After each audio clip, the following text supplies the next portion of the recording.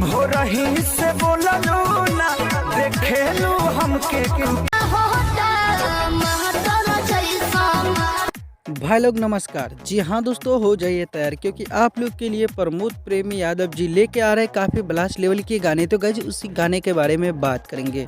जी हाँ दोस्तों, आप लोग को बता दूं खेसारी लाल यादव जी के गाने पे प्रमोद प्रेमी यादव जी ने रील बनाया और काफ़ी सपोर्ट भी कर रहे हैं कि खेसारी लाल यादव जी और प्रमोद प्रेमी यादव जी दोनों सब मिल के काम करना चाहते हैं। वैसे तो अरुण बिहारी जी आ गए हैं प्रमोद प्रेमी जी के साथ, जो कि कल रात में बहुत सारे गाने का रिकॉर्ड कंप्लीट कर लिया गया। फाइनली आप लोग के बीच में एक से एक बड़ा धमाका सॉन्ग सुनने को मिलेगा प्रमोद प्रेमी यादव जी के आवाज़ में। तो दोस्तों तैयार रहिए क्योंकि प्रमोद प्रेमी यादव जी लेके आ रहे काफ़ी ब्लास्ट लेवल के गाने। तो चाहते हैं आप लोग भी खेसारी लाल यादव की तरह प्रमोद प्रेमी यादव जी को गाना सुनने, तो वीडियो को लाइक और चैनल को सब्सक्राइब कर दीजिए ताकि कोई भी अपडेट आएगा तो सबसे पहले आप देख पाएंगे। मिलते हैं नए वीडियो के